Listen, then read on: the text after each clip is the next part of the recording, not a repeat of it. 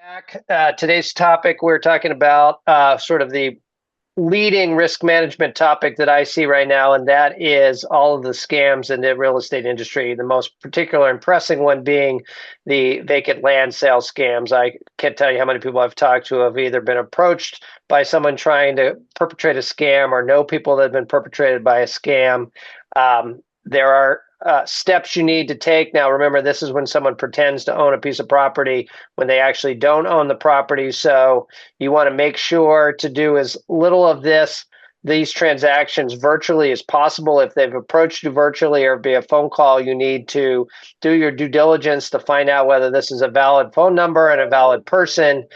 We did get the statute changed, so you can ask for and keep a copy of a New Hampshire license and an out-of-state real driver's license for some form of proof. But keep in mind that the scammers are getting more sophisticated too. So just because you get a document or what looks like a license, it may not be legitimate. You do need to use your common sense and be willing to say no, that you're just not comfortable doing this transaction. If you have any sense that this is not above board or there's something strange, or you just get, trust your judgment. If it doesn't feel right, there's probably a reason it doesn't feel right. And so you should speak to other members, of your team, you should speak with your broker. And again, do not be afraid to ask for as much information as possible to make sure that this is a legitimate transaction that they're asking you to try to help with. Because at the end of the day, if it goes really south, the parties are going to come after the real estate agent for sure. And Matt, talk specifically about what a land scam in particular, the vacant land scams look like. If I'm an agent, what might that phone call look like and sound like? A phone call is coming in saying, "Hey, I have a piece of property. Often it's up in the North Country or not super accessible. That it suggests that, hey, I own this property. I want to put it on for sale. I want you to list it." It comes across as an easy transaction because it's vacant land, so there's not the disclosure issues, there's not the house, there's not people there, and so it comes across as kind of an easy lift for a listing agent to do this.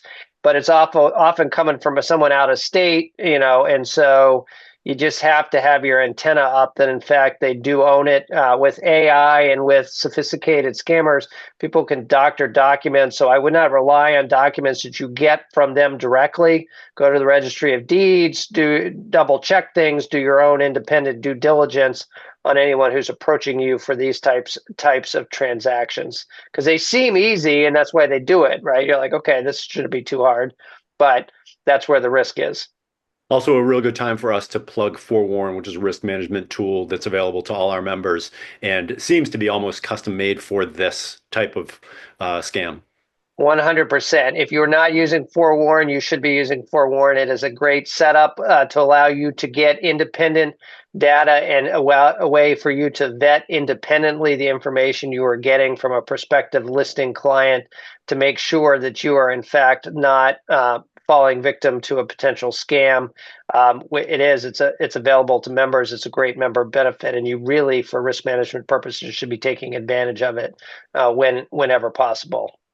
Great. Thanks so much.